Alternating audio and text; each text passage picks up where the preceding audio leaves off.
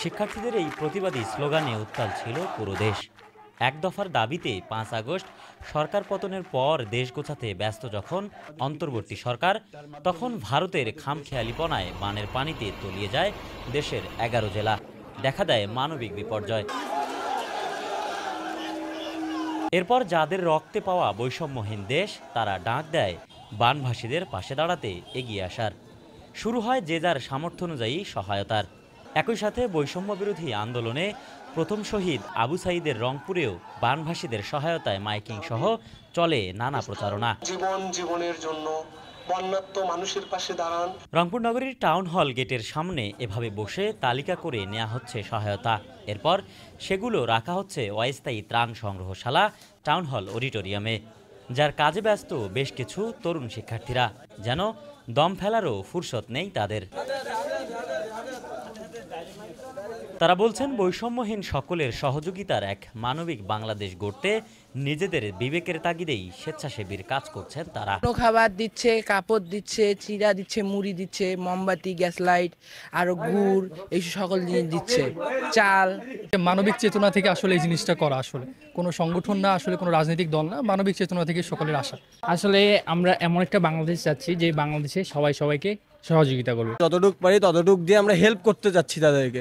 আমরা জানি না এতটুকু আমরা কতটুকু পারবো, কিন্তু এতটুকু যতটুকুই পারি ভাই আমাদের মনে একটা শান্তি আসবে। ছাত্র আন্দোলনে নেতৃত্ব দেয়া আর দুর্যোগে ত্রাণ তহবিল সংগ্রহের কাজে থাকা শিক্ষার্থীরা বলছেন, বন্যার্তদের সহায়তায় মানুষের স্বতঃস্ফূর্ততায় কাজের শক্তি বেড়েছে কয়েক গুণে।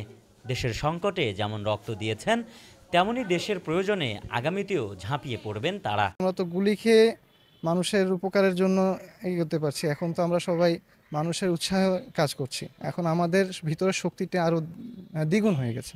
আমরা ছাত্ররা এখন যেভাবে কাজ করছি, আগামীতেও বাংলাদেশের যে কোনো সমস্যা, যে কোনো জায়গায় আমরা প্রতিবাদ করব এবং সেটাকে রুখে দিব। ত্রাণ সহায়তা নিয়ে নগরের মানুষজন ছাড়াও বিভিন্ন জেলার স্বেচ্ছাসেবীরা এসে জমা করছেন টাউন হলে শিক্ষার্থীদের অস্থায়ী ত্রাণ সংগ্রহ তহবিলে।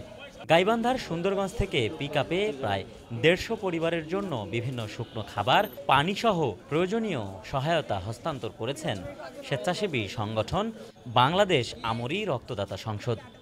এ সময় তারা জানান, বন্যার্ত পরিবারগুলোর পাশে থাকতেই এই উদ্যোগ তাদের। আমরা আসছি বারোস থেকে, বাংলাদেশ আমরি রক্তদাতা সংসদ বারোস একটি রক্তদান সংগঠন। তো আমরা আসছি এখানে বন্যার্তদের জন্য ত্রাণ সামগ্রী নিয়ে। বিভিন্ন জায়গায় বন্যায় ভেসে যাচ্ছে আর কি। আমরা দেখতে পাচ্ছি ওনারা বন্যাতে কোনো কিছু খাবার দাবার কোনো কিছুই পাচ্ছে না আর কি। এই জন্য আমরা ওনাদের সাহায্য করছি আর কি। এখানে চিরা, মুড়ি, স্যালাইন, চিনি, ট্যাবলেট এইগুলো নিয়ে আসছি, কারণ আমরা বাঙালি জাতি মানুষের জন্যই আমাদের দক্ষিণ অঞ্চলে যে বন্যা হয়েছে, এই বন্যার কারণে অনেকে ক্ষতিগ্রস্ত হয়েছে। অন্তর্বর্তী সরকারের প্রধান উপদেষ্টা পুরো বাংলাদেশকে একটা পরিবার ঘোষণায় উদ্বুদ্ধ হয়ে তাদের পাশে দাঁড়াতে ক্ষুদ্র আয়োজন। বলছেন সহায়তা দিতে আসা বারোসের প্রধান উপদেষ্টা ডক্টর ইউনূস সাহেব যে কথাটা বলেছেন যে আমরা সবাই মিলে একটা পরিবার। যদি আমরা খাইতে বসি, আমাদের পরিবারের সদস্যদের কথা মনে পড়ে যায় যে তারা অনেক অসহায় দরিদ্রের মধ্যে তারা জীবন কাটাচ্ছে। এই এতটুকু খাদ্য যেন তাদের কাছে আমরা পৌঁছে দিতে পারি, এই ভালো লাগা থেকেই বারোস যে আজকে দায়িত্ব নিয়েছে, আমরা বারোসকে প্রতি আমরা আহ্বান করব যেন এইরকম কর্মসূচিগুলো পরবর্তীতে আরও নিতে পারে। বৈষম্য বিরোধী দ্বিতীয় যুদ্ধে স্বাধীন হওয়া বাংলাদেশের যারা নায়ক, তাদের এক ডাকেই সাড়া দিয়েছেন দেশের সর্বস্তরের মানুষ। বর্তমানে বাংলাদেশের দক্ষিণাঞ্চলে এই মুহূর্তে বন্যা কবলিত যে ১১ জেলা, তাদের সহায়তায় শিক্ষার্থীদের এই ডাকে সাড়া দিয়ে মানুষজন যে যার মতো পাশে দাঁড়াচ্ছেন।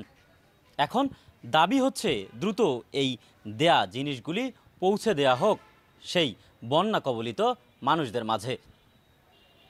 একেএম সুমন, সকালের বাণী, টাউন হল, রংপুর।